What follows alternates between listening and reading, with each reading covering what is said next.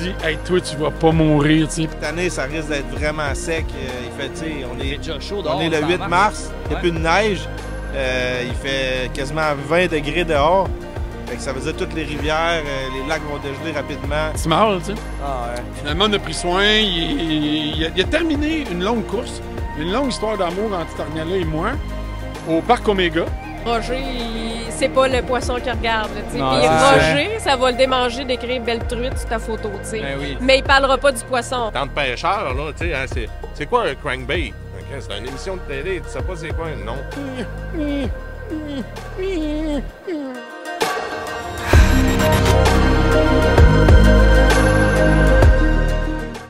Salut tout le monde, bienvenue sur le podcast numéro 1 de chasse et de pêche au Québec, le podcast de 6e sens numéro 35. On a un décor un petit peu différent d'habitude, c'est un podcast assez spécial. On est où, Jay? Ben là, présentement, on est au Salon plein air chasse, pêche et camping de Saint-Hyacinthe. On est ici pour faire des podcasts on the spot avec des invités incroyables qui sont autour de nous, veux pas, ouais. Ouais, ils sont direct dans leur kiosque, on les kidnappe, on les amène ici, on les passe en podcast, puis les gens à la maison ne le voyaient pas, il y a quelques chaises, fait que vous pouvez assister en live au podcast. Ça, c'est vraiment le fun de voir le behind the scenes. Ça va être ça à Québec aussi la semaine prochaine, fait que venez nous voir. Puis on a merch on the spot, on a un rabais en ligne aussi, le code promo Salon 2024, fait que bon magasinage sur laforcedelanature.ca. C'est la meilleure façon de nous encourager, puis de faire en sorte qu'on continue à faire ce qu'on fait. Fait que là-dessus, je vous souhaite un excellent podcast, la gang. Bonne écoute. Hey, premier invité sur le podcast pour le Salon de Saint-Hyacinthe. On en reçoit nul autre que Michel Therrien. On est vraiment content de te recevoir. Puis un gros merci d'être venu à notre mini-studio qui est au salon. Vraiment content? Je suis tellement content. Moi, Michel, en commençant, j'ai une question pour toi. Parce que j'ai eu vent comme quoi que tu aurais élevé un orignal. Ça se peut-tu? Ouais. Ouais, c'est une vraie histoire, ça? Ouais, ben la première chose, merci de m'inviter, les gars. Puis je trouve ça le fun ce que vous faites. Ça fait vraiment plaisir. Vous avez des beaux sourires, puis vous êtes dynamiques, puis votre façon de vous y prendre, c'est quelque chose qui est très actuel puis qui est très à propos aux années où on est rendu dans le domaine de la chasse. Bravo pour ça. Moi, à l'époque, j'étais pourvoyeur de Club Fer à cheval au nord de Mont-Laurier, puis il est arrivé une situation complètement invraisemblable. Complètement invraisemblable, impliquant une femelle qui a accouché de 2 bébés orignales. Elle a accouché d'un premier bébé, puis elle a eu un deuxième bébé. Mais dans le délai entre le premier fan et le deuxième fan, il y a un camion qui a passé sur notre pourvoirie, il était chargé de bois. Puis le monsieur est arrivé, puis il était témoin de ça, puis il s'est un peu impatienté. Et puis, il a fait fuir la femelle avec son premier fan, puis elle a vraiment eu peur. Puis dans un concours de circonstances, on a su cet événement-là, on s'est présenté sur les lieux. Moi puis mon chum Stéphane Villemeux, qui lui était un gars qui élevait des chevaux, c'était un maréchal ferrant. Puis là, on a appelé les agents de la faune, on a appelé à Saint-Hyacinthe, parce que là, c'était un contexte de survie, là. Ouais, ben oui. Et finalement, c'est assez miraculeux, cette histoire-là, parce que ce jeune orignal-là, il n'y a pas eu le colostrum, il n'y a pas eu le lait de la mer, il n'y a pas eu un lait avec une grande richesse en minéraux. Puis, on a tout mis en place. Opération survie. C'est comme ça, on venait de libérer un otage, tu sais. Puis là, moi, je me suis dit, hey, toi, tu vas pas mourir, tu sais. Puis c'était un petit mâle, tu sais. Finalement, on a pris soin. Il a terminé une longue course, une longue histoire d'amour entre Tarniala et moi, au Parc Omega. Puis même, j'ai collaboré. Ouais, parce que là, une fois qu'on l'a sevré et qu'on a pris soin, le Parc Omega, ça leur a donné le temps de faire vraiment un habitat. Une expectative de vie où il y avait des arbres, où il y avait des cours d'eau, où il y avait tout, tu sais. Puis les autres, ils voulaient un mâle orignal. Puis là, moi, ça m'a donné accès à l'orignal. Je pouvais y aller quand je voulais. J'allais le voir. Je faisais faire des tests avec, toutes sortes des tests d'odeur, des tests avec des sortes d'urine, des tests de son. Tu sais, il était là. C'était un cobaye. Je me suis beaucoup attaché, tu sais. C'est devenu un peu comme... C'était comme quelqu'un qui aurait eu un cheval en cadeau, tu sais. Ben oui, j'espère. Ça n'a pas de bon sens. Mais c'était en quelle année, ça, excuse-moi? Écoute, c'est mon Charles-Antoine, il a 16 ans, puis à cette époque-là, il avait 4 ans. Je me réfère souvent à mon gars. Il y en a qui se réfèrent à des ex-blondes. Moi, je me réfère à mon gars. Ouais, lui. Il pense encore à son ex. Tu sais, des fois dans le tête, tu dis, j'étais avec une telle. Mais avec mon gars, ça me donne une perspective historique. Tu sais. C'est une belle histoire d'amour. Toutes les manières sont bonnes, en fait, de se donner un genre de fil de temps puis essayer de s'en rappeler. Puis, tu capotes ces animaux, puis ça devait être malade, ce moment-là de ta vie. Dans le sens... Écoute, quand il est décédé pendant la Cheers, les boys, à notre rencontre. Gros merci encore une fois à Chaloux. Ça me fait plaisir. Puis podcast. je savais qu'il était pour décéder. Tu sais, t'as un chat, t'as un chien. Même Ça les fait autres, partie la du vie. cycle de la vie. Mais lui, je me suis dit, il m'a tellement apporté des moments de bonheur. Il m'a fait apprendre beaucoup de choses. Tu sais, il a appris à nager avec moi. Je lui donnais de la bouffe. J'ai vu toute l'évolution de cet animal-là. Ouais. Puis je me suis dit, lui, quand il va partir, ça va faire mal. Puis il m'a fait une confidence. En tout cas, je suis allé quand même une couple de fois dans des salons funéraires, tu sais, pour des gens qui sont décédés. Puis il y en avait qui c'était extrêmement douloureux, des deuils durs. Mais quand il est parti cet orignal-là, je me souviens, j'ai dit à quelqu'un, j'ai eu plus de peine avec cet orignal-là que certains humains. Ouais. Ben oui. À cause de ce qu'il m'avait rapporté, tu sais. T'as-tu déjà eu l'opportunité, mettons, de ramener un panache? J'ai tous ces panaches. Ah ouais, Je les ai toutes. Mon panache de rattling quand je chasse. Wow. Puis ils l'ont surnommé Mikey Moose. Ah, Mikey Tu sais, Mickey Mouse, Mikey Mouse, parce que tu sais, c'était Mike qui l'avait trouvé. Fait que l'a appelé Mikey Mouse. Fait que là, son nom il était partout. Mais, fait que toi, Puis il a vécu quand même 10 ans et demi. Tu sais, c'est bon. pour vrai, il a vécu 10 ans et demi. Il a eu 50 pouces à la tête. Puis le moment le plus merveilleux avec lui, c'est que des fois, je le calais. Tu sais, j'allais, mettons, il y avait une érablière en arrière du parc Omega. Ouais. Puis tu sais, dans les livres de sciences, tu lis qu'un orignal peut entendre ton call, tes vocalises à 2,5 km, quasiment à 3 km. Mais là, tu sais où ce qui est. Fait que là, je disais à un technicien, un gars qui travaillait au parc Omega, je dis, regarde l'orignal, là, il est couché, il m'a allé caler à telle place, m'a texté, puis dis-moi comment il réagit. Ah ouais? Tu sais, fait que là, je faisais des tests avec. Tu sais, ouais. il y avait un caractère un peu scientifique pareil. Ah oui. Parce que là, je calais, puis là, à un moment donné, l'orignal se levait. Ah ouais? Puis là, il venait dans le coin de la clôture, la gueule ouverte.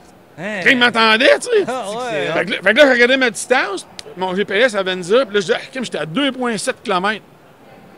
En plein bois. Il m'a Ça n'a entendu. pas de bon sens. Puis l'autre, il filmait ça, il disait, hey, c'est fou, là. La Fait que- théorie était vraie, là. Ben oui, t'es un cobaye, tu Ah sais, ouais? tu peux. Tu joues avec, là, tu sais. Ben, combien de fois j'ai fait sentir des odeurs pour voir, tu sais. Mais là, parlant de call, Ben moi, je me dis qu'il doit y avoir certaines choses qui est dans tes conférences qui est en lien avec ce que tu as appris avec cet orignal-là. Mais ouais, parlant de call, tu parles d'orignal? c'est ça, parce que moi, je vois 2 clés USB sur la table.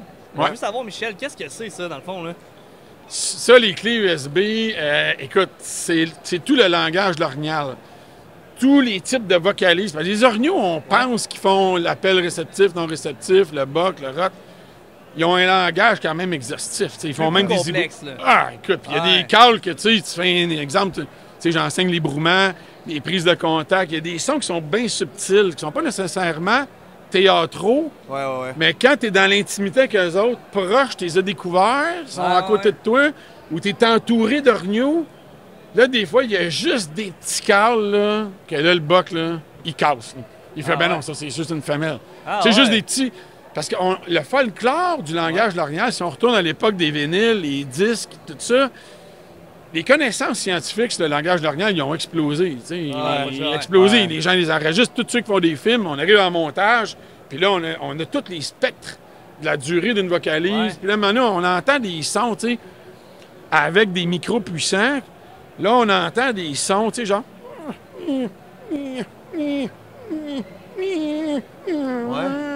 Là, tu sais, c'est pas du gros classicisme comme on a appris. Dans le temps, exemple, on pouvait pas l'entendre, ça, tu sais. Fallait se rapprocher de l'animal, fallait avoir une technologie plus poussée qu'on n'avait pas avant, tu sais. Exactement. Fait que là, t'as des spécialistes de l'orignal, tu sais. Il y a plusieurs grands spécialistes d'orignal qui ont étudié l'orignal dans le parc national de Denali en Alaska. Tu peux juste prendre Gisèle Benoît, là. Tu sais, l'artiste peintre, là, elle a fait des immersions dans l'orignal incroyables. Quand on avait fait, à l'époque de Sentier Chasse-Pêche, j'avais été dans une immersion complète dans l'univers de l'orignal. J'allais dans les vasières de l'étang Truite à Matane. Je greffais des micros. Il y avait 11 trails d'orignaux larges de même. Je greffais des micros d'un trail d'orignaux. Puis le soir, il venait, c'est une vasière, c'est pas un bloc de sel, là. Il venait dans le sel, là. C'était bouleversé d'orignaux. Puis là, on les entendait, on les enregistrait. Puis après ça, je réécoutais ça, là. J'étais fasciné. Fasciné. Parce que la chasse, là, comme telle, des fois, les gens ils disent, M. Terrien, tu sais, vous apprenez beaucoup, vous guidez, puis tout ça. Est-ce que j'apprends beaucoup quand je guide? Oui, sur l'humain, oui, sur le chasseur. Mais apprendre sur l'orignal, c'est quand tu le prélèves pas que tu apprends. Parce que là, il s'en vient sur le call, le client le tire. Quand il est mort, il est mort, il est plus un objet de recherche. Non, c'est ça. Mais si tu chasses pas, puis si dans ton automne, tu te gardes à chaque automne une semaine d'immersion parmi eux autres, peu importe où tu as des spots secrets, là, ça n'a plus de fin. Tu sais, tu prends un photographe animalier comme Philippe Henry. Ouais. Quand je donne des conférences, des fois, j'ai des images de Philippe Henry, là. Tu sais, lui, il a filmé des combats, des scènes d'accouplement, des ébrouements, des affaires incroyables. Hey, doit-tu en avoir des choses, hein? Ben oui, il est tout le temps avec eux autres. Il est lâche le soir, le lendemain, il retourne. Il prend en photo, il récolte pas, fait qu'il reste en vie, fait que tu apprends même plus. Ben oui, c'est un encyclopédie de l'orignal sur les vocalises qui a pas de fin. Il n'y a pas de chapitre qui arrête. Ouais. C'est beau parce que ces recherches-là, ça te prend une année d'expérience pour réussir à avoir, comme toutes ces connaissances-là, d'avoir une clé USB comme ça. Ah, ben, c'est un investissement, selon moi. Là. Ben oui, c'est un outil de chat. Moi, petit cul, là, des fois, je dis ça. Ouais. À 12 ans, là, à l'âge de 12 ans, tu sais, tous les animaux bavards m'intéressent. Tu sais, les huards, les oiseaux chanteurs, tout ce qui bavarde, là, ça me fascine. Tu sais, j'ai fait des activités de Paloulou pendant 28 ans. Mais à 12 ans, là, un gars m'aurait donné ça là, quand j'étais jeune. Même à 16, même encore aujourd'hui. Ouais. Parce que tu as confiance en toi, tu pratiques, puis la façon dont je l'ai construit, c'est un outil pédagogique. Tu calmes, puis là, il y a des blocs de temps que tu pratiques avec. Ah ouais. Fait qu'il est vraiment C'est fait merveilleux, là. pédagogiquement. Désolé, mais tu vends ça aux alentours de 20$. Ouais, c'est 20$. 20$. C'est pas cher, man. Pense à l'expérience qu'il y a dans cette Ça clé-là. n'a pas de là. bon sens, ouais. C'est fou. Dans les là. salons, c'est 20$. OK. Mon père, il va. Je vais y en amener une. Il va triper bien raide. Il Ben fait, oui. Ouais. Comme Il ça, est ton père. pratiqué dans le salon en haut, man. Ta mère va capoter. là. Ouais, mais il fait déjà ça. Puis là, le dindon s'en vient. Attends un peu Yes, dans les gardes dans le salon. Ouais, les diaphragmes toutes, là. Hey, Michel, parlant de. Parce que là, ben, en fait, si tu connais pas à la maison Michel Therrien, t'es pas à la bonne place. Ce que je veux savoir, c'est pour ceux qui savent pas, mettons, tes débuts, de où est-ce que ça a parti, puis tu sais, comment que t'as commencé à. Quand t'es rentré dans la chasse, à commencer à chasser, ça part de où, dans le fond, comment que ça s'est fait? C'est une belle histoire, ça aussi, parce que on retourne loin. Là. À l'âge de 5... Mon père était guide de chasse. Mon père est encore en vie, 92 ans. C'était un homme... Wow. Ouais, wow. C'est hot, ça. Hier, il a gagné le tournoi de billard à Mont-Tremblant. Tu sais. Ah, Tu sais, il est chanceux parce que, il est en vie. Ouais. 2, il a une bonne mémoire. C'est un homme d'une grande culture au niveau de la faune, au niveau de la biodiversité. On a des terres à bois et tout. Puis mon père, il guidait. Il a guidé, puis à un moment donné, il y avait assez de clients pour dire, quand j'ai eu 16 ans, ça prenait un permis de conduire dans le fond, quand j'ai eu 16 ans, il a dit, là, je serais capable de faire du chevreuil à Kamika ou à Mont-Laurier ou à Macasa, parce qu'il y avait assez de clients. Fait qu'à l'âge de 16 ans, il a commencé à guider. Ce qui est drôle, c'est que mon gars a commencé pas mal à la même âge. Ouais. Fait que là, t'as la génération de mon père, 92 ans, moi, mon gars qui est carpé de ça. Je trouve ça d'une grande beauté. T'sais, il y a une photo qu'on a faite, on est tous les trois en train de caler sur la même photo. Ah, ouais. Puis il y a quelque chose là-dedans de très... il y a quelque chose là-dedans que je te dirais qui est très spirituel. Ouais. Parce que, tu sais, on parle souvent chez les Autochtones de la passation du savoir, des connaissances, des plantes médicinales, les chants autochtones. Mais tu sais, les Québécois qui sont dans l'univers de la chasse depuis plusieurs siècles, qui partagent la viande, qui font des festins de viande aux fêtes, qui débitent les animaux ensemble, qui chassent ensemble, c'est traditionnel, c'est du Noël, c'est de la culture, c'est des connaissances, appeler l'orignal, les traquer. C'est quelque chose d'une grande beauté qu'il ne faut pas qu'il se perde, tu sais. Et mon père, il me fait confiance à 16 ans. Il m'a donné des premiers clients. J'ai commencé à guider. Ça a bien fonctionné. On a eu du succès. J'ai tout le temps continué là-dedans, tu sais. Et là, en 1999, j'avais guidé... j'avais été approché par des journalistes de chasse et pêche pour les guider. Puis à ce moment-là, on a fait une belle chasse. Puis les gars, ils m'ont dit, tu devrais écrire, toi. Tu t'aimes écrire, tu sais. Puis ils disent, on sent la communion que tu as avec la nature, tu sais. Fait que rapidement, j'ai commencé à écrire dans Info Plein Air. Là, après ça, j'étais allé à Sentier Chasse et Pêche. Mais j'ai commencé en 1999, pareil. Là. Je sais pas quel âge t'avais. J'avais 1 an, là. Ouais, ben, c'est ça. Fait que grosso modo, chaque année de chasse, chaque fois que tu traques, chaque fois que tu vas en Alaska ou Yukon, territoire du Nord-Ouest, chaque fois que tu es inspiré aussi par la science, tu sais, comme on a fait beaucoup de projets sur l'orignal dernièrement, j'ai fait un gros projet sur l'aménagement de territoires fauniques en fonction de la foresterie. Est-ce que la foresterie est bénéfique pour l'orignal? Fait qu'on a fait un projet pilote dans la région de Portneuf. Et là, on a consulté tout le monde. T'sais, on est allé à l'Université Laval, on a consulté les ingénieurs forestiers, on est allé se faire challenger par les étudiants au doctorat, en maîtrise, des profs qui enseignent là-bas. Et là, on est en train de produire un document là-dessus, sur l'harmonisation de comment peut-être traiter la forêt pour que l'orignal soit pas toujours déficitaire après le passage des compagnies forestières, tu sais. Fait que ça, c'est toutes des choses qui m'intéressent énormément, tu sais. Parce que tu apprends, tu es sur le terrain, tu regardes la science. Ouais. Puis il faut pas tant que tu fasses d'erreurs, parce qu'après ça, tu déposes un rapport qui va être lu par le ministère, par les forestières. Eux, ils se tromperont pas. Oui, puis le projet pilote, au final, on va aller sur le terrain, puis il va y avoir des interventions forestières qui vont être réévaluées pour voir, avec des zones témoins, est-ce que ça a été bénéfique pour l'orignal en automne, en été, en hiver, les ravages et tout. Fait que, tu sais, c'est une espèce qui vit quand même dans une certaine nordicité. La planète se réchauffe. Il y a des événements mondiaux qui se passent. Quand sera-t-il de l'orignal? Le dernier éditorial que je viens de finir d'écrire pour Aventure Chasse et Pêche, c'est que sera la chasse en 2035. Mais c'est intéressant. Ouais, que sera la chasse en 2035? Je suis curieux de le savoir aussi. Oui, parce que, tu sais, on a plein de nouveautés. La forêt change, la forêt brûle, la forêt se réchauffe. L'orignal, il a besoin de fraîcheur. Le chevreuil, moins. Le chevreuil s'infiltre. Le dindon s'infiltre. Tout le monde mange la bouffe qu'un autre veut manger. Puis là, on voit des dispersions d'animaux qu'on n'avait pas connues avant, avec une certaine abondance, des enjeux avec les villes. Et les enjeux de dindons, de chevreuil, de plus en plus d'enjeux proches des villes. Il y en a une récemment, un enjeu avec les villes. C'est ça. C'est mieux qu'on parle d'orignal que de politique, tu sais. Mais c'est tellement hot, je trouve, là. Puis ça, dans le fond, le texte que tu as écrit pour Aventure Chasse et Pêche... Sentier, je pense. C'est... Aventure, oui. Aventure, oui, avant, t'étais avec Sentier. Ça va sortir quand, dans le fond? C'est déjà sorti? C'est la prochaine revue, celle-là. Prochaine revue, Oui, la prochaine revue. Un de mes rôles avec Aventure Chasse et Pêche, quand tu trouves la première page, en tout cas, il a appelé ça de même. C'est un peu comme un conseiller expert pour la chasse. Fait que quand on écrit... Une fois on choisit des textes, parce que, tu sais, il faut de la nouveauté. Il faut suivre la science, puis il ne faut pas que dans la même revue, on bombarde des sujets similaires.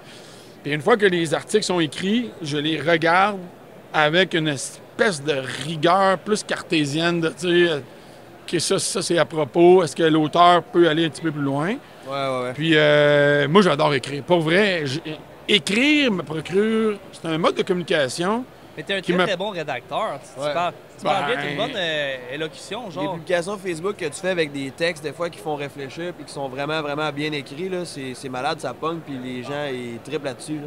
C'est vraiment, vraiment bien. Vous êtes gentil. Ça vient de où, ça? Ouais. Parce que c'est une façon d'expliquer les choses qui sont tellement plaisantes intellectuellement à lire, là. C'est pas tout le monde qui a ça de base. As-tu des cours là-dedans? Si tu l'expérience? C'est sûr qu'on a beau dire ce qu'on veut. Admettons que tu te rends à l'université. Puis, tu sais, je me suis rendu au baccalauréat à l'Université de Montréal. J'avais des profs qui étaient très exigeants. Ma mère était professeure. Ma mère était professeure d'école. Mon père, il était instructeur. Fait que, tu sais, on a grandi dans un terroir propice au respect de la langue française. Puis... J'en parle pas, mais moi, je suis un grand lecteur, tu sais. J'ai tout le temps 5-6 livres de front que je lis, tu sais. J'ai la misère à en finir un. Ça fait un an que je lis le même livre. C'est ça, mais là, tu essaies de finir le mien, tu sais. C'est des petites anecdotes, le fun, avec des voyages que j'ai fait un peu partout. Fait que ça se lit bien. Tu mets ça dans ton sac à dos, puis, tu sais, on passe de la pêche à Manzanillo, au Mexique. Après ça, on est rendu au territoire du Nord-Ouest. Après ça, on s'en va un peu partout. C'est beaucoup d'aventures, puis j'essaie de démystifier les loups, les orignaux, les chevreuils, les grands hommes des bois, qui sont les gens qui m'ont inspiré. Puis dans chaque chapitre, j'essaie de passer peut-être une information un peu technique. J'ai eu beaucoup de plaisir à écrire ce livre-là. J'ai eu beaucoup de plaisir de faire aussi les amalgames de montage, photos qui s'accumulent. C'est un peu comme un album souvenir que je voulais me léguer à moi-même. J'ai dit, je vais partager ça aux gens. Tu sais. Ah oui. C'est tellement, encore une fois, des connaissances... Qui vaut cher en termes de valeur là, que tu transmets aux gens. Puis c'est ça qui est hot aussi, là, de pouvoir retransmettre. Faut pas que ça se perde. C'est comme tu as dit plus tôt dans le podcast, dans le fond, la chasse, la pêche, apprécier l'environnement dans lequel on vit, apprécier où est-ce qu'on habite, ça se transmet comme de génération en génération. Puis le fait de faire perdurer ça, c'est avec des choses qui meurront jamais. Tu sais. Laisser une trace, dans le fond, à l'humanité. Tu sais. Ça, je trouve beau. Qu'est-ce qu'il faut maintenant qu'on fasse, les chasseurs, tous ensemble? C'est de développer une culture conservationniste, éduquer les nouvelles générations de chasseurs, la société québécoise manque de logement présentement. La société québécoise vit des enjeux, des tiques, des phénomènes. Les animaux, ils vont avoir peut-être plus d'enjeux de bactéries. Nos arbres, ils vont avoir aussi des défis à relever. La forêt a brûlé l'année passée. C'est pas quelque chose qui va diminuer. Les espèces fauniques qu'on chasse nécessitent un encadrement, une éducation pour les sociétés futures. Puis la pérennité de ces espèces-là, quand tu vois des populations d'orignaux à plusieurs endroits qui passent de 6 orignaux aux 10 km² à 2, bien, quand ils ont descendu, là, il y avait déjà des red flags. En attendant, on va continuer de développer de l'immobilier, il faut héberger des gens, on va empiétrer dans la forêt, on va encore subir des pertes d'habitat faunique.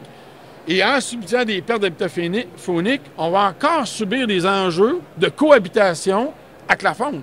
Avec les ratons, avec les dindons, les événements comme à Louisville, là, il va en avoir plein. Il faut juste éduquer les gens qu'un dindon, ça ne mérite pas de se faire battre à coups de batte de baseball.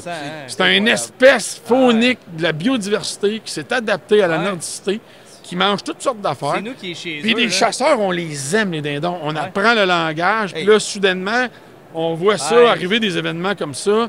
Ça témoigne qu'il faut continuer. La seule façon, c'est d'éduquer les gens. Tellement. Éduquer les gens. De toute façon, Michel, là, je sais pas s'il y a des gens de Louisville qui nous écoutent, mais un dindon, si tu pars à la course, il va te courir après, mais si tu tapes des mains et tu vas vers lui, il va s'en aller. Là. Repousse-les au lieu de le battre avec une batte de baseball. Non, il y a 25 dindons en permanence en avant de notre maison dans les Laurentides. C'est des amis. Il y a une amie à moi qui a une garderie. Elle a une garderie dans la faune, dans le bois, là, dans les Hautes-Laurentides. Là. Tous les enfants, ils sont toujours dehors à jouer, puis les dindons sont là. Puis en passant, pour vrai, il n'y a aucun cas de conséquences graves, d'interaction. Puis là, on démonise un oiseau emplumé. Alors que, ouvrons n'importe quel journal à matin, puis on va voir des événements d'une grande détresse chez l'être humain. Puis là, on démonise la faune, tu sais. Un ours qui arrive dans un village, on démonise l'ours, il y a des traces de loup. Et avec les médias sociaux, j'ai vu des choses épouvantables. Il y a du monde. Il y a des gens qui voient un pécan, puis là, ils disent « Nos chats sont en danger ». Ils voient un pécan. En Mauricie, un lynx qui arrive dans un village. C'est un peu du délire. C'est du délire. Il faut apprendre à cohabiter avec les animaux. On est chez eux, c'est nous qui empiètent dans leurs espaces. Partout où est-ce qu'on est chez les animaux, même dans notre maison, parce qu'avant que ta maison soit là, il y avait du bois, il y avait quelque chose. Fait que... Honnêtement, Michel, tu es d'une grande inspiration. Vraiment, pour plusieurs aussi. C'est le fun de te parler, puis je suis content que tu aies passé au podcast. Puis assurément, on va se refaire ça, soit dans le studio, soit au Salon de chasse et pêche de Québec. Mais honnêtement, merci Michel de t'associer au jeu. C'est un plaisir d'être avec vous autres, les gars. Continuez ce que vous faites. C'est important parce que vous représentez notamment une génération qui vont être porteurs de prendre des décisions importantes bientôt. Puis, on ne sait pas qui sont les gens dans 5 ans, 10 ans, 20 ans qui vont être des personnalités influentes dans la suite. Le savoir, là. Mais c'est important de continuer à éduquer les gens puis de créer une certaine relève puis faire perdurer les belles passions qu'on a toutes en commun. Vraiment. Hey, gang, restez là parce que il va y avoir une petite pause de 2-3 secondes. Après ça, on switch. On s'en va avec Nicolas Gagnon de Roadfish. Encore un gros merci, Michel. Merci, Ça me fait plaisir, les boys. Yes.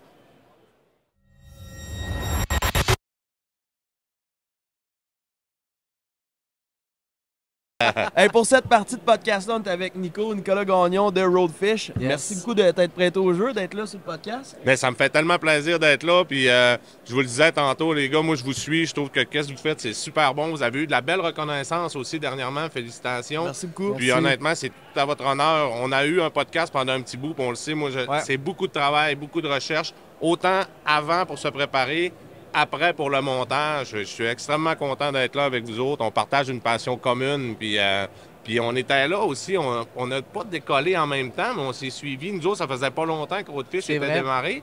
Puis vous autres, on se rencontrait dans les salons. Ça a toujours été un fit, là, le fun. Là, vraiment. Nous autres, dès qu'on a appris à vous connaître, on a trippé bien raide sur vous comme personne. On était allés souper ensemble au Salon de Montréal. Ouais, on a passé une belle soirée. T'en avais bu une coupe, hein? Ouais, exactement. Non, mais avec Dan aussi, on a reçu Dan sur le podcast. On aurait aimé ça vous recevoir en même temps. On avait comme pas assez de place, on n'avait pas un micro de plus. Fait que ça a donné que Dan est venu. Fait que c'est pour ça qu'on est tout de suite allé te voir. Je pensais que c'est parce que j'étais malade que j'avais pas pu y aller. C'était à cause d'un micro de plus. Ben, même pas, mais je pense. C'est bien correct. Puis Dan me l'avait dit qu'il montait. J'aurais aimé ça pouvoir être là aussi, mais non, ça ne donnait pas. Puis c'est un plaisir de se reprendre. Puis peut-être qu'on aura l'occasion d'en refaire un peu plus, un peu plus long avec vous autres. Moi, là, on se trouve ici dans le salon de Saint-Hyacinthe. Moi, je trouve ça le fun parce que ça a été tout un peu là, pas que ça a commencé Roadfish, mais c'est là qu'on s'est rendu compte que les gens nous connaissaient. Le premier salon, quand on s'est croisés, justement, nous, on arrivait du lac Saint-Jean, on décollait Roadfish, c'est beau, on a des émissions, OK? Là, on arrive, « Hey, salut Nico! Hey, salut Dan! » Là, le monde, ils nous connaissent. Puis là, tu comprends un peu là, la dynamique, là, c'était le fun. C'est justement là qu'on s'était rencontrés. Puis c'est le fun parce qu'il y a tout le temps eu un beau partage où on s'est toujours donné des cues. Va parler avec lui. Si tu voudrais peut-être essayer de rentrer là, parle avec telle personne. Puis on le voit, là. Des fois, moi, je trouve ça un peu pas plate, mais la compétition des fois qu'il y a entre certaines personnes. Des fois, on voit là, des pro-staff qui viennent, puis il y a des problématiques à l'intérieur. Moi, je trouve ça le fun. On a toujours eu une belle dynamique. On s'est tout le temps entraîné là-dedans. Là. Il y en a souvent qui jouent une game, on va dire, ou peu importe, on n'est pas là pour parler des autres, mais moi, ce que j'aime beaucoup de vous, puis ce qui a fait en sorte qu'on fit, c'est qu'on est vraiment intègre, on assume les personnes qu'on est exactement. Oui. C'est ça que les gens aiment. C'est pour ça qu'ils sont aussi proches de nous que ça aussi dans les émissions. Vous, dans votre émission de TV, autant avec Roadfish que Rodan, puis tout ce que vous faites. Là. On a resté authentique, je pense, puis c'est ça aussi qui a fait votre clé aussi. Nous, on est arrivés très humblement sur le marché en disant on n'est pas des professionnels de la pêche. Puis c'est qui est drôle, au début de Roadfish... Vous le répétiez souvent. Oui, les gens disaient comment ça se fait qu'ils ont une émission de pêche? Ils sortent de où, ces gars-là? Exactement, avec des gens sur le circuit. Puis après ça, on a toujours redonné un peu l'honneur aux gens. On est content d'être avec lui. On a remis les gens en avant, en première scène, qui nous aidaient, qui nous accompagnaient. Puis là, les gens nous ont pris au sérieux parce que on n'a jamais prétendu être des professionnels de la pêche, d'avoir des trucs à donner, comme juste des passionnés comme vous autres. C'est le fun. Puis toi, dans Roadfish, exemple, c'est quoi ton poste? C'est quoi tu fais, Nico? Hein? Dans le fond, moi, depuis la première, quand on a eu l'idée, Dan avec Roadfish, moi, j'étais un ami proche depuis toujours de Dan. Fait qu'au début, on se filmait, on embarquait. Fait que là, moi, j'étais là vraiment depuis le début. C'est au niveau de la deuxième année. Au début, on fait tout ça pour le fun. Hein? On triple là-dedans, on a du fun. On fait encore le fun, mais ça devient une grosse partie. C'est ça. À un moment donné, ça devient tellement une grosse partie. Fait que là, à un moment donné, on compte pas nos heures, on donne du temps, puis tout ça. Puis là, à un moment donné, je vois que la compagnie commence à se mettre en place. Puis là, on commence à avoir des idées. Puis là, ça commence à prendre forme. Fait que là, j'ai demandé au gars que j'aimerais ça avoir une participation dans l'entreprise. C'est là qu'on a embarqué. Et moi, je suis co-animateur avec Daniel, mais j'ai une part importante au niveau du marketing, du positionnement, puis de la relation avec les partenaires. J'ai un côté plus humain, pas plus humain, un côté humain très avancé. Relation humaine. Exactement, relation humaine. Moi, je suis un door opener, mettons. On est au salon, je vais aller parler avec tout le monde. Il faudrait faire de quoi avec vous autres. Vraiment... Tu sais, les gens, quand ils vont dans une pourvoirie, là, ils voient les photos de poissons, tout ça, mais quand ils parlent avec la personne, ils ont un contact, tu dis, je m'en vais chez vous, je m'en vais pas dans ta pourvoirie, on va faire de quoi ensemble. C'est là que le contact humain est important. C'est là que vous vous êtes démarqué aussi. Vous avez réussi à embarquer le monde proche de vous en restant authentique. C'est ça qui est vraiment le fun. Là. Parce que là, votre podcast, là, c'est quand même plusieurs saisons là, que vous êtes là. C'est la troisième? En ce moment, on est en train de tourner le 35e podcast. Quand même. Bon. Mais dans le sens, quand on pense qu'un podcast dure entre une heure et demie, bien souvent, c'est quand même beaucoup d'heures. Puis le montage après, puis la préparation. Là, là. Une chance que Ben s'est joint à nous parce qu'il fait une solide job concernant le montage. Tout ce qui est le côté artistique du podcast, là, comme les micros, le son, whatever, l'éclairage, les caméras. Là. Et le décor. Le décor, il a monté ça. Exactement. Puis là, vous faites quoi là, cet été? C'est quoi là, vous avez-tu quelque chose de prévu qui s'en vient? Saison de tournage encore plus booké que jamais. Fait que, on est craqué en malade. On veut faire des podcasts sur le terrain. On veut amener les gens là, dans un champ, à la chasse au dindon, dans une chaloupe, ou sur le lac Ontario avec Yvan Charrois. C'est une bonne idée. On veut faire des podcasts partout. Genre, on veut le rendre mobile beaucoup. Puis les tournages, il y a des destinations de malades qu'on va annoncer bientôt. Mais on garde tout le temps une petite surprise, là, on l'annonce tout le temps une semaine avant, fait qu'on veut pas le spoiler tout de suite. C'est quoi, je veux qu'on dise, en fait, je veux te demander, parce que tu n'es jamais venu sur le podcast, on n'a pas le choix de passer par là pour ceux qui ne te connaissent pas, il y en a beaucoup qui te connaissent, là, mais autre que Roadfish, t'as quel âge, tu viens de où, puis ça a commencé quand ta passion pour la pêche? Ben oui, dans le fond, moi, j'ai 43 ans, je viens d'Alma. La passion pour la pêche a commencé bien avant la pêche, parce que, puis en toute honnêteté, là, moi, mon père pêche pas, ma famille pêche pas, puis on a commencé ça quand même sur le tard. Okay. On a toujours été dans un chalet, un peu pêché, un peu comme ça. Puis, m'a amené Dan, on a dit, hey, puis on était tout le temps mal à manger. Okay? Nous autres, là, on arrivait, la pêche ouvrait, là. Là, tu voyais des gars crinquer. Là, le moteur décolle pas. Puis là, ça marche pas. Puis là, on se ramassait tout le temps mal à manger. Mais on aimait tout le temps ça. Puis on sortait tout le temps fiers de là. Puis je te dirais là, que ça a commencé à pêcher, là, je te dirais vers 16, la fin du secondaire, 16 à 18 ans. Là, ben, pas secondaire, là, mais à peu près. Là, 16 à 18 ans, c'est venu beaucoup plus intense. Puis je retrouvais quelque chose là-dedans, une espèce de fierté, un sentiment de fraternité. Ah oui. Que... Une adrénaline incroyable. Fait que, tu sais, c'est vraiment là. C'est pour ça que, tu sais, on essaie d'initier les jeunes, nous, avec nos programmes de persévérance scolaire, parce que quand tu as un fil conducteur, là, ou tu as de quoi qui t'allume, là, c'est pas mal plus facile de ne pas te perdre au secondaire ou quelque chose comme ça. Fait que, tu sais, fait que là, ça a décollé là. On a décollé tout Roadfish, puis là, on a voulu vraiment amener la deuxième vitesse. Puis moi aussi, on est une entreprise familiale là, dans laquelle je travaille, parce que moi, je travaille pas à temps plein dans Roadfish. Oui, c'est ça. Roadfish, il y a 9 personnes qui travaillent à temps plein, 3 monteurs caméramans, un responsable des médias sociaux, parce que vous le savez, aujourd'hui, c'est tellement important, les médias sociaux. Puis moi, j'ai une compagnie d'informatique familiale là, avec mon frère, ma soeur, des partenaires, puis on dessert vraiment plus au niveau commercial. Nice. Puis c'est ça qui a fait vraiment le moteur de Roadfish. Ça a été de combiner le marketing avec les émotions en restant vrai.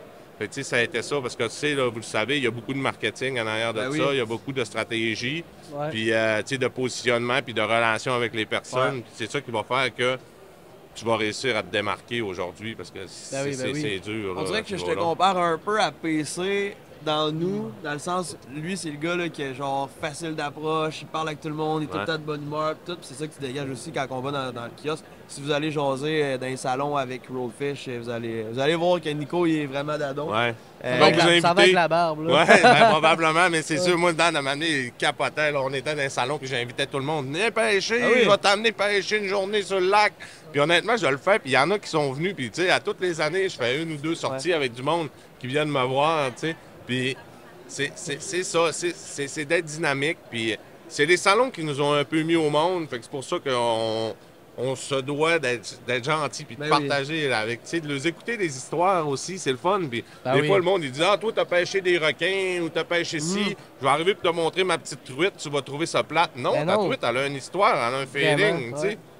À un moment donné aussi, jouer au gars qui est je suis le meilleur, je prends un plus gros fish. Des fois, on se dit justement, on aime moins ça à la truite, mais dans le fond, c'est juste différent, puis c'est le fun. Là. Si t'es dans la pêche, c'est plaisant. Exactement. On allait pêcher à Mijokama, puis il y avait un petit lac avec il y avait des mini crapets soleil. On avait du fun. Rien qu'en pêchant des mini crapets, on se disait, c'est lui qui pogne le plus petit. C'est gentil. Vous avez tourné ça de l'autre côté. C'est niaiseux, là. C'était des affaires gros de même. Mais l'affaire aussi que moi, j'ai appris avec le temps, puis tu sais, on est venu à développer certaines connaissances puis compétences aussi. Puis de pêcher avec le matériel adapté. Tu sais, les gens vont avoir une canne à pêche dans le coffre. Oui, tu peux avoir une multi-espèce, mais tu vas perdre du feeling à la truite ou il y a des compromis à faire. C'est vrai. C'est là que moi, j'ai commencé avec la gang du Kuma, qu'ils nous ont accompagnés, puis j'ai un très grand respect pour Max Lappy, puis toute sa compagnie, parce que lui, il a toujours été là, il a toujours cru en nous autres. On lui posait des questions des fois que, tu sais, quand t'es en pêcheur, là, tu sais, hein, c'est quoi un crankbait? C'est une émission de télé, tu sais pas c'est quoi? Non. Tu sais, on s'est jamais senti mal. Une émission de télé dans un magasin de pêche. Genre, tu sais, on savait pas ça. Puis, tu sais, honnêtement, il nous l'a montré. Puis, de pêcher la petite truite avec du medium light ou du light ou du ultra light. C'est ça. Tu vas avoir un feeling incroyable, là, tu sais, là. Tu apprends surtout en essayant le stock. Après ça, c'est facile aussi de le conseiller aux gens puis de les aligner.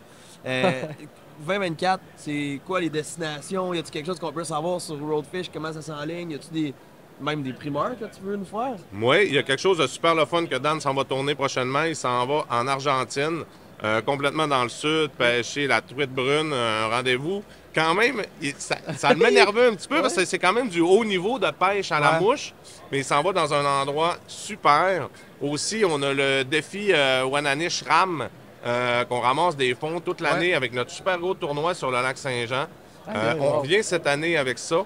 On relance tout le projet de persévérance scolaire qui est rattaché à ça. Cette année, là, grâce à notre partenaire avec RAM, avec tous les partenaires qui ont embarqué, on va amener plus de 60 jeunes en pourvoirie, pêcher, puis tourner une émission de télé. Puis on s'en rend compte qu'on a un vrai impact. Là. Tantôt, je parlais, il y a un jeune là, qui est venu avec nous autres, qui a fait le projet de persévérance scolaire. Il a réussi, il a amélioré ses notes, il est venu avec nous autres, puis aujourd'hui, il a été accepté, puis il étudie pour être agent de la faune. Donc, pour nous autres, c'est une réussite. Ah oui, c'est une réussite. C'est ça la paye au bout de la ligne, si je perdais mes mots. Ouais. Mais au final, vous êtes des humains avant tout. Là, genre, vous êtes des humains qui trippent ensemble, qui transmettent leur passion, puis les autres, ils embarquent là-dedans. C'est mon gars. Puis, mettons, Dan, en Argentine, il va avec qui? Tu y vas-tu? Ben, non, moi, j'y vais pas. Moi, dans le fond, là, j'ai eu deux jeunes enfants. Là, puis là, j'étais content de venir au salon parce que les deux enfants étaient dans le pied main-bouche. Moi, j'ai fait comme « Ah, bébé, désolé, mais il faut que je parte au salon, ça va être plate. » Mais c'est ça, fait que j'ai deux jeunes enfants. Puis Dan, il va avec Sylvain Gagnon de la boîte à mouches. C'est le fun parce que Sylvain, c'est un pêcheur à mouches exceptionnel. Là. Il a gagné des compétitions là, de niveau international au niveau de la précision puis de la distance de son lancer. Fait qu'il va là avec des personnes vraiment expérimentées. Puis c'est la boîte à mouches dans notre coin. C'est un ami à Dan, un ami à Roadfish là, qui nous aide puis qui nous accompagne depuis le début. Puis là, il va là avec ça. Puis à partir de là, ben, on retourne à faire notre super sortie avec la gang. Là. Ça, c'est vraiment le fun. Ici, on crée plein d'opportunités aussi éventuellement qu'on va pouvoir avoir. Là, il y a toujours Yvan qu'on retourne à tous les étés, des ci, des ça. Ah ouais, ça va être bien trippant. C'est par là, ça, on a pourvoirie, puis là, il faut qu'on l'appelle, là, Jay. Il va l'appeler dans les prochains jours après le salon. Hey, sérieusement, mais en tout cas, moi, je pense, pour les pêcheurs au Québec, en tout cas, en général, il faut y aller une couple de fois pour voir c'est quoi le lac Ontario, l'ampleur de ces poissons-là, la force de ces poissons-là. Ça va être une première pour nous, là, en fait, si on y va. C'est Yvan Charrois de Get It Wet, si vous voulez voir à la maison, là, regardez ça sur Facebook. Ouais. Le gars, c'est une machine, mais c'est tellement un gars trippant. Il est tellement smart, ce gars-là. Puis il y a plein de bateaux. Ce qui est le fun, c'est qu'ils ont une très grande flotte de bateaux. Donc, ils travaillent en équipe. Quand il arrive une journée que c'est moins bon un peu, tout le monde se parle. Quelqu'un tombe sur le poisson, il cale les autres, telle profondeur, telle ci, la vitesse, on s'ajuste. Fait que ça, c'est vraiment le fun. Puis c'est particulier parce que des fois, il y a une journée, il y a une couleur qui frappe. Le lendemain, c'est l'autre. Là, ça joue un peu des différentes journées. Là, une belle qualité de poisson sur le lac Ontario. Vous êtes allé dans le sud aussi, ou il y en a un de vous autres qui est allé dans le sud dernièrement? Hein? Jay était au Mexique. J'étais au Mexique en début d'année. Puis moi, ça fait peut-être 2 semaines que je suis revenu. Je suis allé à Cuba avec ma blonde. Là, tout inclus. Boire du rhum sur la plage. T'as-tu réussi à lancer une ligne ou deux? Ouais, je me suis payé un guide en haute mer. Puis on a pogné 2. On a fait un 4 heures le matin. On a pogné deux beaux wahoo, puis j'ai pogné un requin. Ça flatte, hein? C'est bien trippant. Un gros shark, là, Ouais, j'ai eu mal au bras 2 jours. Je savais pas que c'était aussi pire que ça, là. C'est impressionnant, hein, de voir. Tu sais, c'est un poisson mythique, là, dans lequel on a tous eu peur ou que, tu sais. Tu vois la tête arriver avec les dents, là, puis l'œil qui te regarde, là. Moi, j'aurais aimé ça l'avoir, pas l'avoir dans mes mains, mais comme c'est un fish que je peux prendre dans mes mains. Il y a juste moi qui n'ai pas encore été, là, puis il faut qu'on y aille. On veut se faire des destinations de fou, là. Le wahoo, là, ça fly, là. Hey, c'est rapide, là. Puis, tu sais, on dit des fois... Tu sais, j'ai hâte d'y aller ou pêcher dans le sud, mais tu sais, ça reste accessible. Puis, tu sais, des fois, tu peux parler avec quelqu'un sur place, hein, un pêcheur. Moi, j'amène les cannes, les travelers, là, qui se mettent en 4 morceaux, là. Après ça, je m'amène un reel là-dedans, puis moi, je vais lancer souvent sur la plage, ou tu sais, je vais caster ces quais ou des affaires de même. Ça, c'est le fun. Tu sais, pas toujours obligé de te louer un charter. Ou des fois, tu parles avec les gens du coin. Puis eux autres, ils disent « Ah oui, je vais y aller à la pêche, je vais t'amener. » Ça, c'est le fun aussi. Là, même les tout inclus, les resorts, peu importe quand, le soir, au coucher de soleil, là, tu vas pêcher avec des crevettes du buffet au pire, ou des leurres, peu importe, puis le barracuda proche de la plage, facile à prendre. Ouais, c'est impressionnant. Puis tu sais, c'est une boîte à surprise, pêcher dans l'océan. Je pense que c'est ça. C'est vrai. Je pense que c'est la même chose qui se passe avec le fjord aussi, l'envouement du fjord. C'est sûr que là, il y a la Fletamania, là, que le monde sont en train de capoter, puis tout ça, puis c'est bon, puis c'est cool, parce que pour que l'étude soit valide pour le flétan, il faut qu'il en prenne des spécimens. Ouais. Tu sais, quand tu parles avec Rémi Aubin, il est généreux. Si tu parles avec lui, il va être franc, il va te le dire, je pense qu'il y en a là, pêche telle technique, tu sais, parce que c'est important pour lui, puis il fait la promotion de la pêche, puis il veut que les gens en prennent.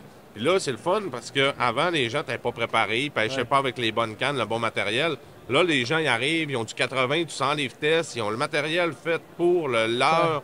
Tout, ils ont les fluocarbones, puis là, ils s'en sortent là, du filetant. C'est impressionnant de voir ça. Là, tu vois les photos, c'est immense quand même. J'ai vu une vidéo cette semaine de, justement du fjord. Là. En tout cas, ça n'a pas de bon sens. Les filetants, mais c'est gros, puis c'est long. Puis là, tu vois que quand quelqu'un a une alerte filetant, là, tout le monde va voir, puis ils sont autour, puis ils regardent le combat, c'est malade.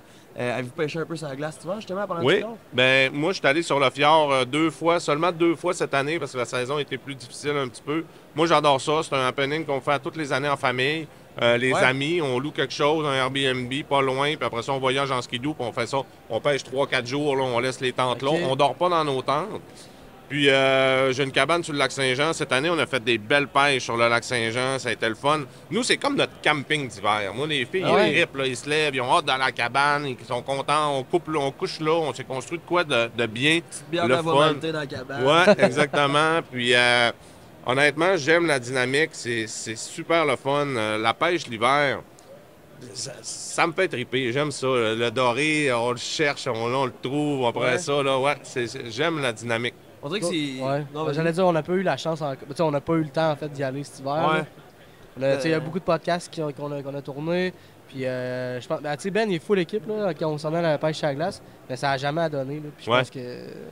Mais à Québec, c'est moins accessible un peu. T'sais, comme moi, nous autres, on est au lac Saint-Jean, je fais 8 minutes de skidoo, je suis rendu, même. Fait que vous autres, c'est plus difficile. Puis ça n'a pas été des conditions faciles non plus, là, la pêche. Là, il a fait chaud de bonheur cette année, là, c'est ça. Là, Ben oui, justement, on se gageait quasiment pour y aller, genre bientôt, mais comme les champs sont sur le gazon. Mais si vous voulez venir, gars, je vais décoller mon habitude, là, comme je fais au salon. Si vous voulez venir passer une journée ou venir faire un tour, 2 jours de pêche dans notre coin, mettons, une journée, on fait le fjord, le lendemain, on fait le lac. Ça serait très ou tu sais, quelque chose comme ça serait vraiment super. Nous autres, on a de l'équipement en masse aussi, puis tu sais, c'est... Ouais. T'es proche de chez Dan? Là? Mais non, oui, mais moi, j'habite pas loin, là, mais tu sais, c'est à peu près 8 minutes, 12 minutes, là, mais je suis pas dans son secteur. C'est ça pour sa man cave, là, il nous avait invité à aller voir ça. Ouais, avec ses machines. C'est tellement le fun, là, pour vrai, là. On se rejoint là souvent. Dan est une personne rassembleur qui aime ça, organiser des soupers, il fait beaucoup de bouffe avec des barbecues, les viandes fumées, puis des choses comme ça. Ouais, puis je me suis surpris à vraiment triper ces machines à boules. Pour vrai, nice. C'est des œuvres d'art. Au début, je riais un peu. Là, ce qui se passe là, crise de la quarantaine. T'es craques pas, toi. Là. Nouvelle passion totale. Genre, moi, je tripe sur les machines à boules, tu sais. Puis, à un moment donné, quand la machine à boules arrive, là, puis c'est Godzilla, puis là, il y a des lumières, puis là, tout est multiballes, puis là, ça te caroche des balles là-dedans, bing, bing, bing, bing. C'est vraiment le fun. Tu es fou, puis t'es captivé. Essaye de battre ton record, là. Exactement, puis c'est le fun, Dan, parce que lui, tu sais, tu peux partir de chez eux, il est directement sur le bord de l'eau. Fait que soit que le bateau, il est là, ou, tu sais, ou... skidoo, j'imagine. Pour partir en skidoo, c'est facile, c'est le fun, là, tu sais. Fait que moi, j'aime bien sa dynamique chez eux. Il y a vraiment une belle salle de jeu en bas. Là, allez, ils le vendent encore. Là. Oui, mais on pourrait se faire ça. C'est sûr que ça serait le fun. Là. On fait 2-3 jours, on se fait un souper chez Dan. Après ça, le lendemain, on part à la cabane ou de quoi de même. Là. Puis on a connu bien du succès cette année. C'est le fun. On dirait que les grandeurs, ils commencent à payer un peu sur le lac Saint-Jean. Puis on a toujours pris des plus gros spécimens l'hiver aussi, quand même, là, le lac Saint-Jean. Parce que le lac Saint-Jean, le doré, il grandit moins vite un peu. La génétique n'est pas pareille comme, mettons, en Abitibi ou à Chibougamau ou sur le fleuve. Ouais. J'ai déjà pêché une couple de fois le lac Saint-Jean, puis c'est beau, puis c'est gros en plus. Oui, c'est gros. C'est gros. La qualité de pêche, là, cette année, j'ai hâte de voir. La Wananiche a été plus difficile. Il y a eu moins de montaison dans les rivières. On organise là, la TLAP là, qui suit vraiment ça de serré, qui émet des recommandations. Quand même, tu sais, vraiment, ils tiennent ça serré. Ouais. C'est le fun, ça fait une différence là, au niveau des qualités, là, de la qualité de la pêche là, sur le lac Saint-Jean. Hey, parlant de Dan, je suis en train d'oublier qu'on a des caméras devant nous et qu'on est au salon. Ouais. On boit une bière puis on oublie tout le temps ça, on jase, c'est vraiment le fun. Parlant de Dan, on va te laisser aller le rejoindre, continuer votre salon, puis on continue de faire une bonne job. Puis encore une fois, un gros merci Nick d'être passé. Cheers, Nick. Merci à vous autres de l'invitation, c'est toujours un plaisir. Puis on met ça, c'est sûr qu'on s'en reboucle de quoi, les gars. Puis on s'en refait de quoi, même sur un podcast encore plus long. Ouais, merci. Vous deux ensemble, ça serait trippant. Ouais. Ben, envoyez-nous ça, on va regarder dans l'horaire, on va être disponible pour vous autres. C'est toujours un plaisir. Parfait. Merci, Nick. Merci, Nick.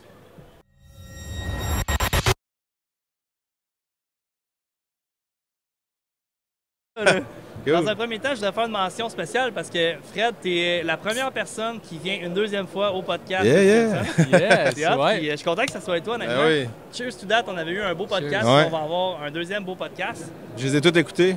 Ah ouais? Merci. Ouais. C'est lequel ton préféré? Je les aime toutes parce que dans le fond, la réalité, c'est que c'est tous des gens que je connaissais pas. Même si on est dans le milieu, ben c'est en profondeur. Là. Ben oui. Fait que peux autant pas toutes Martin les Bourget que Ouais. Kate, que même l'organisatrice du salon, que c'est tout du monde. Dans le fond, moi je les ai regardés comme vous autres, mais j'ai jamais jasé. Fait que C'est ça qui est le fun j'écoute d'un ça dans podcast, mon char, puis je suis comme cool finalement. Ouais. Ben oui. C'est ça qui est cool d'un podcast, je pense, parce que, tu sais, on essaie d'apprendre à connaître les gens sous un autre aspect de pourquoi ils sont connus, tu sais. Tu sais, Fred, toi, mettons, ta réussite, tu l'as faite à travers les Hookies, puis tes autres compagnies, puis nanana. Puis on a appris à te connaître dans ta jeunesse, qui t'étais, le skate, nanana. Ouais. Puis moi, c'est ça que je trouve beau là-dedans. C'est passionnant, là. Ouais, c'est cool, Moi, vraiment. je voulais savoir, Fred, toi, en tant que personne, mettons, en 2024, où est-ce que tu te projettes, mettons, où est-ce que as-tu des projets qui s'en viennent, des rêves futurs dans un avenir proche? C'est sûr que je me projette dans la forêt puis sur le bord d'une rivière le plus possible. Ouais. Mais en réalité, c'est que la compagnie, présentement, on est tellement en train d'expérimenter une méga croissance que moi, je suis au centre de tout ça, mais l'équipe est tellement solide qu'on fait juste comme suivre on suit comme le courant, puis on laisse les choses arriver, mais c'est comme un après l'autre. J'ai tellement de choses que je pourrais dire là, de ce qui s'en vient. Ah ouais? Genre, je rouvre ma boîte courriel, puis là, une opportunité là, des plus grands voyages, mais tout le temps avec mon ADN, puis ce que moi j'ai comme valeur. Ouais. Fait que, tu sais, là, j'ai une nouvelle série que je continue, Stewards of the Land. À travers le Canada, je vais rencontrer le peuple autochtone, j'apprends plus sur leur façon de connecter avec la nature, la chasse, la pêche. Tu sais, il y a plein de projets, tu sais, même là, c'est un scoop, mais notre gin est tellement bien marché qu'ils le remettent en production. Puis après ça, ils nous ont offert un vrai produit, pas hooké, canopé, mais le gin hooké. Le gin, wow. Ça va être un gros. Il y a plein de projets, le vêtement, les affaires. Mais au centre de tout ça, c'est que l'entreprise, on soit connecté avec la nature puis qu'on montre aux gens tout le respect de la nature. Je pense on fait rien de tant différent que les autres. C'est juste que notre mission, c'est clair. Puis là, dans le fond, dans le futur, c'est que tout va être avec des collaborations, avec des fondations, des organismes qui viennent en aide à la forêt, à la planète, la faune. Puis là, on a un contrat de 2 ans avec l'ASF. On va faire une collection de vêtements. Ils sont ici avec nous à soir pour venir en aide aux saumons sauvages et les rivières sauvages. Fait que c'est un feu roulant de projets, mais l'équipe et moi, on regarde toujours pourquoi qu'on le fait. Puis, dans le fond... Je pense que qu'est-ce qui est beau là-dedans, dans le fond, c'est que tu as tellement travaillé fort pendant plein d'années, tu t'es buildé une équipe de rêve, ce qui fait qu'aujourd'hui, tu peux te permettre de comme un petit peu plus souffler. Tu sais que l'entreprise va bien, elle perdure puis elle grossit avec le temps. Et toi, tu peux comme plus enjoyer dans tout cet univers-là, mettons, puis faire aller ta créativité avec une équipe qui te soutient fois mille, tu sais. Parce que je pense que dans le temps, c'était plus difficile, mettons, mettons dans ta vie personnelle, vu que tu consacrais beaucoup de temps pour la business, ben, tu avais peu de temps pour toi, mais là, en ce moment, ça tourne de bord où est-ce que, justement, ton équipe, elle perdure bien par elle-même. Et là, tu peux passer plus de temps, je pense, avec ta famille, faire des tournages, des trucs que tu aimes plus, dans le fond. Là. Ben oui. Ouais, c'est sûr. C'est comme, tu sais, je sais qu'on tourne des films. Des fois, je sais que je suis dans un film parce qu'il y a une caméra. Mais même là, j'ai l'impression d'être dans un film. Tu sais, j'ai tout le temps l'impression que ça dépasse la réalité parce que ça va tellement vite. Puis, tu sais, comme vous autres, mettons, vous dites, hey, on veut faire ça. Puis on veut être là, puis que quand vous allez l'être là, puis que vous allez être en train de le faire, là, vous allez imaginer que vous avez atteint un objectif déjà que vous ne pensez pas possible. Puis là, ça m'en prend un autre. C'est juste notre kiosque, les gens qui sont là. Hier, j'étais en train de planifier une chasse incroyable au territoire du Nord-Ouest. Tu sais, c'est juste comme si tu travailles fort puis tu crois en ton affaire, ben, tu peux vraiment te rendre à une place où que tout semble irréel, là, quasiment. Ben oui, tu suis tes rêves, puis tu suis ta ligne directrice, puis ton ADN, comme tu dis. Ouais, c'est ça. Tu vas loin, c'est une vague que tu surfes, que tu n'arrêtes pas, puis que tu regardes toujours vers le haut. Là. Ouais. Puis, tu sais, la chasse, on se le cachera pas. Là, une chance aussi que vous êtes arrivé dans le décor parce qu'on a vraiment besoin de relève. Dans le saumon, on l'a fait. Avec la pêche à mouche, je le vois plus. Je le vois qu'il y avait un gros déclin dans les jours pêche puis les permis. Puis là, les plus grands records de jours pêche puis de permis ont été battus dans les dernières années à cause de toute la promotion qu'on a faite. Puis là, on voit des jeunes, des femmes, des familles sur les rivières. Mais tu sais, dans le monde de la chasse puis la pêche traditionnelle, si on regarde aujourd'hui, il ne faut pas lâcher, il faut comme continuellement inspirer les gens puis la relève à venir dans ce sport-là. Parce que c'est ça le... Faut que ça perdure dans le temps, dans le fond. C'est ça le... Il faut trouver une façon d'amener plus de monde dans la forêt, mais pas plus de monde qui se comporte un peu n'importe comment. Là. Ouais, mais tu sais, comme je me dirais, OK, cette année, on est là, on regarde la clientèle, puis l'année prochaine, on veut voir du changement, puis c'est pas évident. Tu sais, quand on parle de chasse, c'est un sujet qui est facile à critiquer. Il faut trouver une façon de prendre les non-chasseurs, puis de leur montrer que la chasse, c'est une forme de plein air, mais ça prend quand même de l'éducation avant de rentrer dans le bois avec un arme à feu. Là. L'éducation puis du renseignement aussi pour connaître vraiment la richesse qu'on a, d'avoir autant de forêts accessibles, autant de lacs accessibles. Puis je pense que tu peux juste aller dans le bois et tout, mais il y a une façon de faire, je pense, pour respecter la nature, pas déplacer des choses, pas briser des choses, quoi que ce soit, respecter la bête que tu chasses aussi. Fait que oui, en effet, je pense que les nouvelles générations, ils ont besoin de personnes en qui croire, en qui faire confiance, pour se faire renseigner, pour se faire éduquer de comment manier un arme, comment récolter une bête, comment la respecter aussi, comment pas jeter ces déchets partout dans la forêt non plus. C'est important, c'est une richesse. Ah non, c'est sûr. Puis là, justement, on va être sur un projet avec la Sub-Feu. Les feux de forêt, il y en a plein qui ont été démarrés par des éclairs puis naturellement. Il y en a plein aussi que c'est l'humain. Puis c'est ça. C'est nous, les gens qui marchent dans le bois, à chaque fois, vous autres, vous êtes un média, nous, on est un média. Il y a plein d'autres médias ici. Il faut juste tout le temps insister les gens à se comporter d'une façon éthique pour pas que... C'est l'enfer. Tu regardes les forêts, cette année, ça risque d'être vraiment sec. Il fait déjà chaud dehors, on est le 8 mars, il n'y a plus de neige. Il fait quasiment 20 degrés dehors. Fait que ça veut dire que toutes les rivières, les lacs vont dégeler rapidement.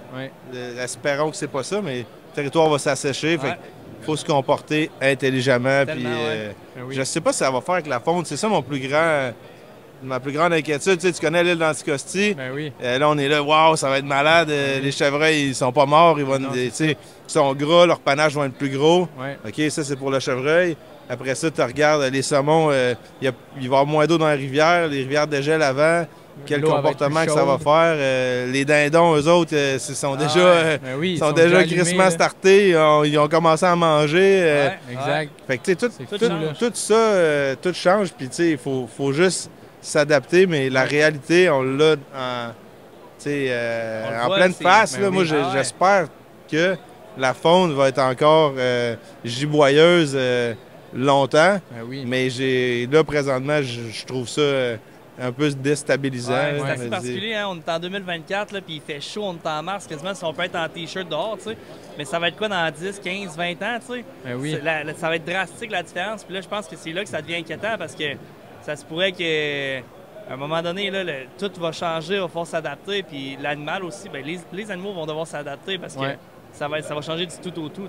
C'est ça, nous aussi, on s'adapte. On s'adapte, veut pas, dans quelque sorte, puis on va s'adapter à toujours faire l'effort de plus pour protéger cette nature-là qu'on a pour qu'éventuellement, que ça persiste puis que ça s'améliore en tant que tel. Oui, c'est ça. Ben, je me rappelle, je l'avais dit...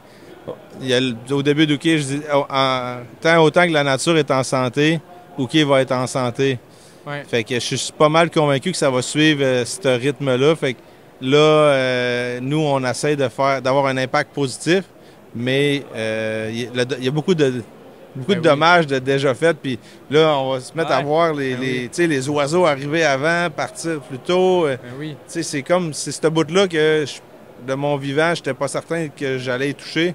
Mais là, je sens qu'on va le voir. Là. Il va y avoir des rivières où il y avait des saumons qu'il n'y en aura plus. Qu'est-ce que ça va faire au gros gibier si les hivers sont super chauds? Est-ce qu'on va être content puis ils vont proliférer ou il va y avoir plus de tiques, plus de...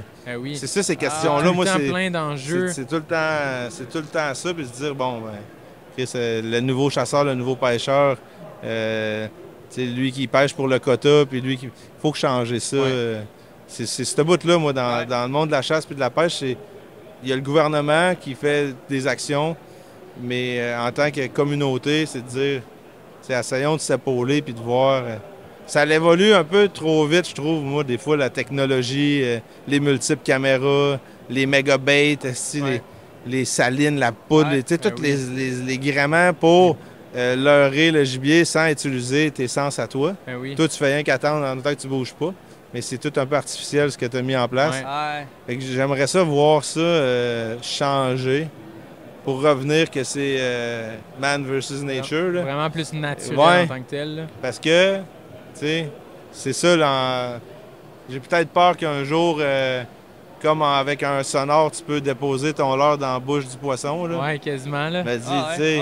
Mais tu sais, c'est rendu qu'il y a des sonores que tu vois carrément l'image dans le fond de l'eau de sont où les poissons et tout. Là. Tu vois ton leurre travailler, man, puis c'est assez capoté, là, honnêtement. Là, il faut que tu décides quel genre de pêcheur ou de chasseur que tu es pour le reproduire. Si tu es un gars de trophée puis de quota, ben, tu sais, toute ta vie, ça va sûrement être ça.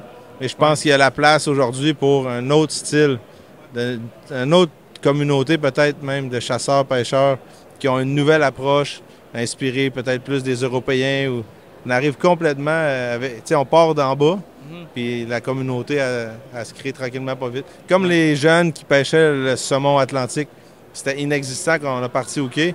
Puis aujourd'hui, c'est des milliers de personnes. C'était tellement inspirant. J'étais au kiosque, il y a un jeune de 17 ans, il dit...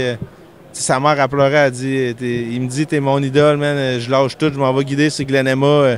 Wow. Je dis, Chris, man, trop hot, je donne un livre, puis je donne du gear, puis je dis, Chris, man, c'est tellement le fun de t'entendre. Je dis, lâche pas, man, c'est vrai.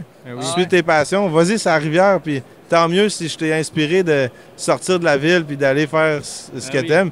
Puis sa mère était là, puis je dis, cool, tu sais, lui, je dis, tu respectes la foi. Il dit, ouais, moi, à cause de vous autres, c'est parfait. Fait que, tu sais, lui, il rentre là-dedans déjà en se disant qu'il faut que je fasse attention comment je manipule le poisson, comment je vais faire ça, comment je me comporte. Je dis, tu portes mon jacket, puis tu pars, tu laisses ton feu allumé, puis tu laisses ton mégot de cigarette. Moi, je te connais pas, là. Tu peux pas supporter ma marque si t'es ce genre-là, malgré que j'ai rien contre ceux qui font ça, mais je te dirais que ça vide moins bien. Fait que nous autres, c'est ça. Comment je le décris, c'est qu'on prend la pêche à la mouche, puis la chasse, puis on l'amène dans le plein air. Versus la chasse dans la chasse. Tu sais, ici, tu as plein de chasseurs. Tu parles, tu fais un film de chasse, tu parles aux chasseurs. Moi, je fais un film de chasse pour parler aux gens qui aiment le plein air. Puis ils le regardent et ils font, vu de même, pas si pire finalement. Peut-être ça me tente de l'essayer. Vous amenez une nouvelle vision à la chasse qui est comme beaucoup plus plein air, outdoor, mettons. Puis je trouve ça beau, honnêtement, comment vous projetez l'image de la chasse parce que chaque personne dans le domaine va amener une certaine vision de la chasse. Il y en a qui ça va être plus, mettons, des kill shots. Il y en a qui ça va être plus respecter la nature, plus plein air. Puis tu sais, je pense que tout le monde trouve sa clientèle là-dedans. Mais la vôtre, je respecte tellement ça parce que ça donne une nouvelle vision à des gens qui étaient fermement contre la chasse. Que là, ils le considèrent, ils sont comme, OK, finalement, si c'est ça, ça fait du sens.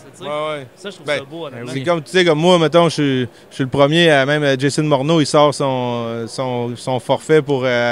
le cours en ligne, je l'achète, je l'écoute, c'est cool. Parce qu'à un moment donné, tu arrives à un niveau où tu te dis, Criff, lui, je sais que je vais être. Mais tu sais, le gars qui connaît pas la chasse, il peut pas tout de suite aller acheter le cours de Jason Morneau. Là, il part de loin, il va le regarder, il va dire, man, c'est un malade, lui. Fait que nous, on est là avant dans l'approche, puis après, une fois que tu t'insères dans l'industrie, après ça, tu peux plus manœuvrer. Comme tu dis, un gars, tantôt, il a amené sa blonde ici. Le gars, il a mouqué. Puis sa blonde, c'est une fille full plein air. Elle était là, tabarnak, c'est quoi ça?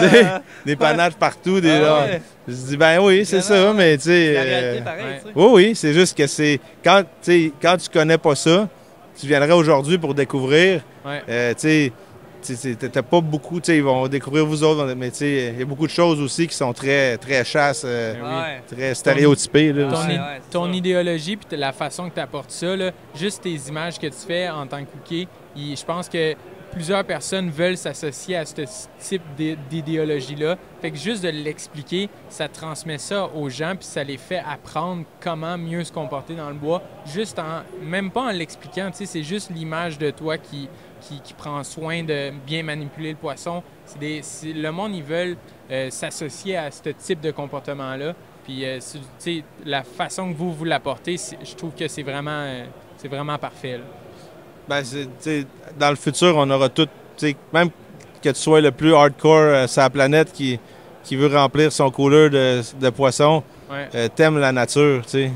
Fait que tu vas, à un moment donné, c'est sûr que tu vas être confronté parce que tu l'as vu dépérir de tes propres yeux, puis tu cries, il faut que j'agisse. Ouais. Mais c'est vraiment réel, là. On a tout obligé d'agir, là. Ben oui. C'est pas genre, moi, mon lac, c'est pas si pire. Non, non. Il y a trop de prélèvements partout, là. Ouais. Puis là, il en reste un peu. Oui, mais tu sais, à un moment donné. Le lac se vide pareil. Ouais, c'est ça. Puis on peut pas. Oui, tu suis les bancs de poissons, puis tu drops ta jig dessus. Avant, tu savais pas il était où, au moins. Ouais. Fait que ça te permettait de limiter les dégâts, là. Ouais. Mais je pense que, tu sais, c'est dans la tête de tout le monde, là. Ouais. Toute forme de passionné de chasse et pêche a un grand amour pour la nature. Fait que là, puis ils l'ont jamais vu, tu sais. Mon grand-père, lui, il crissait ses vieux chars dans la rivière. Ben, tu sais, pas lui, là, mais je veux dire, tu vivais dans un rang, puis ça se pouvait que... Tu sais, ça se pouvait que tu pensais pas à ça, là. Il y avait pas de pollution, puis il y avait, tu sais, tout était... Ouais, ça existait pas. Le mot éco-responsable, c'est nouveau, pareil, là. Le recyclage, puis... Puis il faut changer l'idéologie de... C'est ça, c'est que là, c'est plus proche de nous que jamais. C'est juste ça que j'essaie de dire, que là, on va tout le vivre, puis avant que ça soit comme, il n'y en a plus, comme les caribous des bois, ben là, il va falloir le voir. Je ne sais pas, tu sais, dans 20 ans, on va-tu se parler, dire, t'es chanceux, man, d'avoir chassé un chevreuil parce que c'était le fun quand il n'avait. Ça, j'ai pas la réponse, mais... Ça fait peur, pareil, hein? Ça fait très peur. C'est ça. Moi, le saumon, avant, je me disais, mais là, je le vois, là, c'est année après année, puis là... La chaleur, c'est le pire ennemi du saumon. Fait que là, je me dis...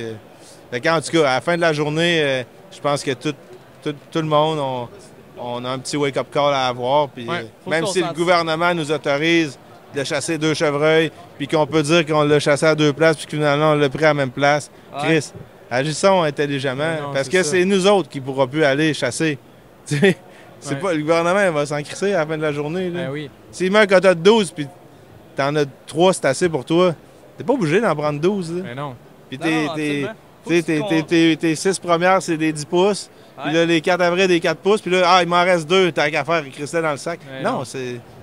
Mettons, moi, perso, là, je suis seul en appartement, puis en duplex, dans le fond. Puis genre, j'ai pas tant besoin de viande. Ça me servirait à rien d'avoir un 2e chevreuil. Je passerai pas à travers en 1 an, tu sais. Fait comme, il faut être conscientisé, il faut y aller avec selon combien qu'on a de besoin, tu sais. Une famille de 8 personnes, puis le père, il part à la chasse, manque des journées de job. C'est le fun s'il ramène de la viande à la maison, sans exagérer, tu sais. Je pense que c'est même qui va faire en sorte que l'an prochain, puis dans 2 ans, puis dans 3 ans, il va regarder un bon cheptel, puis des chevreuils en santé pour comme tout son territoire, tu sais. Je parlais à Michel Therrien tantôt, je contais mon histoire de ce gros boc qu'on a fait rentrer, puis qu'on l'a pas tiré, parce qu'on n'était pas sûr, tout ça. Puis je me rends compte, tu sais, à travers le temps qui passe, cette histoire-là, je suis capable de la raconter. Puis je me dis, c'est tellement le fun de ne pas l'avoir tiré. Parce qu'on sait qu'il est encore là. Puis cette année-là, c'était un excès de viande. Là. On avait déjà chassé un. Fait que, tu sais, des fois, c'est de s'en rendre compte que, tu sais, la trophy shot, c'est juste notre ego. Mais si tu le fais rentrer, puis tu pourrais le tirer, puis tu le tires pas, il y a quelque chose de magique là-dedans aussi. Faut comme s'en rendre compte, tu sais. Mais si on promouvoit trop l'ego du trophée, c'est sûr qu'en contrepartie, on crée des chasseurs de trophées qui pensent que pour être bon ou connu, il faut qu'il y ait un gros gibier. Fait faut juste faire. C'est ça, faire attention un peu à tout ça parce que vous allez le vivre encore plus que moi. Ben moi, à un moment donné, on a une petite distance en âge, mais c'est qu'à un moment donné où que tu avais des chevreuils, il n'y en aura plus. Puis ça va être, tu vas le vivre. Moi, où que je pêchais, la rivière Bécancour, il y avait de la truite, il y avait du doré, c'était incroyable. C'est là que je descendais à la rivière avec mon grand-père. Puis là, il ne reste plus rien. Fait que Ça, c'est de mon vécu dans l'espace de 20 ans. Ouais. C'est la réalité, malheureusement. Mais comme, en se conscientisant, je pense que à la gang, la communauté peut faire en sorte de changer les choses. Ah oui. Fred, je te remercie. C'est déjà la fin. C'est des beaux segments. J'aimerais faire un petit cheers. Oui, cheers à vous autres, les boys. Merci d'avoir passé au podcast. Tu vas être de retour éventuellement, c'est sûr et certain. On apprécie ta présence. Ben oui, mais on va faire un film ensemble à un moment donné. On sait. On sait pas c'est quoi encore, mais ça va être bon. On s'en va à la pause, puis au retour, ça va être notre dernière invitée pour le premier podcast du Salon de chasse et pêche de Saint-Hyacinthe. Merci, Fred. Yes.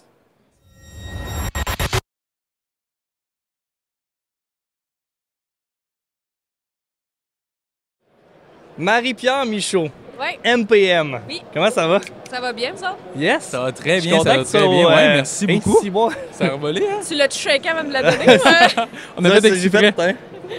Hey, on va se faire un cheers avant de commencer. Ouais. Cheers, merci beaucoup d'être au podcast avec nous. Plaisir. Ça fait quand même longtemps qu'on veut te faire passer au podcast, puis quand on t'a vu au salon, on a dit c'est l'opportunité de... chance. C'est notre chance. La pincée. Ah ouais, exact. Hey, moi, je voulais savoir, Marie-Pierre, parce que là, aujourd'hui, tu es ici avec Pêcheuses du Québec. Puis les chasseuses du Québec, les deux ensemble. Exact, ouais, c'est ça. Ben, est-ce que tu pourrais nous expliquer un petit peu en quoi consiste, dans le fond, cette entité-là? Oui. Dans le fond, les Pêcheuses du Québec, ça fait déjà un moment qu'on est sur les réseaux sociaux. Ouais, vraiment, ouais. Quasiment, plusieurs années, hein? 5 ans. 5 ans, OK. Dans le fond, aujourd'hui, je suis avec Josée. C'est pas mal nous les deux qui est le plus présente là, avec les pêcheuses. Vous êtes les plus grandes ambassadrices, dans le fond? OK. Puis, dans le fond, à la base, c'est une page qui est dédiée uniquement à la pêche féminine.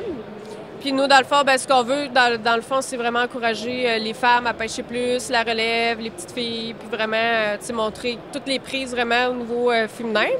C'est sûr que les garçons ont accès à la page, mais ils n'auront pas d'interaction avec nous. Fait qu'ils ne pourront pas, mettons, commenter. Ah ouais, OK. Ça va tout être masqué, justement, pour garder ça, mettons, vraiment entre filles, que les filles n'aient pas, mettons, de commentaires déplaisants sur leurs photos. Des fois, c'est ça que les filles aiment moins. Parce que c'est une réalité. C'est une réalité, malheureusement. Oui, si tu mets une photo, c'est plate, mais des fois, Roger, c'est pas le poisson qu'il regarde. Puis Roger, ça va le démanger d'écrire belle truite sur ta photo. Mais il parlera pas du poisson. Fait que, la fille qui est fière de sa prise, peut-être pas nécessairement le goût d'avoir ces commentaires-là. Fait que, nous, on les filtre. Puis les gars, ils peuvent le voir, ils peuvent liker, mais il n'y aura pas d'interaction. OK. Fait que c'est comme un bel endroit où toutes les femmes peuvent se retrouver pour... Et puis en plus, c'est concept un peu, je trouve, là, parce que hier, c'était la Journée internationale de la femme. Je pense qu'il faut le souligner, honnêtement, c'est important. Puis c'est important que vous soyez dans le domaine, parce que c'est pas un domaine qui est réservé à l'homme, au contraire. Vous avez tout autant, sinon plus votre place. Vraiment. Pour que vous sentiez accueillis dans ce domaine-là aussi, puis pas intimidé par les vieux de la vieille, en fait, qui pourraient apporter des commentaires négatifs. Là. Mais honnêtement, je trouve ça plate. Là. En général, ça va bien là, quand même. Là, je te dirais que ça a été des fois dans les débuts où il va des fois avoir certaines photos qui vont comme plus aller chercher des commentaires comme ça. Mais je te dirais que de plus en plus, on voit que les gens sont plus... sensibilisés. C'est ça. Plus respectueux. Puis on a fait notre place aussi. Je pense que ils voient qu'on n'est pas... des amatrices, là, vraiment. Vous êtes des pros dans ce que vous faites. On a des connaissances quand même. Là, vraiment. Vous ne faites pas ça pour le fame non plus. Il y en a que tu le vois que c'est un peu poussé. C'est un peu ça à la limite de l'attention. Oui, exact. Genre d'avoir trop d'attention, mais vous voyez que c'est vraiment vrai. Puis on va mettre l'emphase. Nous, ça va toujours être les filles de la communauté qui vont poster, mettons. C'est vraiment eux qui vont avoir la priorité à faire des posts.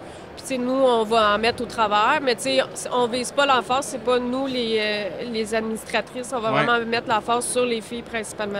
C'est ça, vous donnez pas le spotlight dans le fond. Non, c'est ça, nous, on donne vraiment le spotlight. Puis, c'est pas rare que je vais aller chercher du monde, je vais voir une photo que j'ai vu passer dans mon feed d'actualité, mettons une petite fille, puis je vais aller écrire aux parents, je peux-tu la mettre sur la page? Là, la petite fille est full fière parce qu'elle a full de likes sur sa photo, puis toute comme, mon poisson, c'est le fun. Parce que ça va la motiver plus après ça.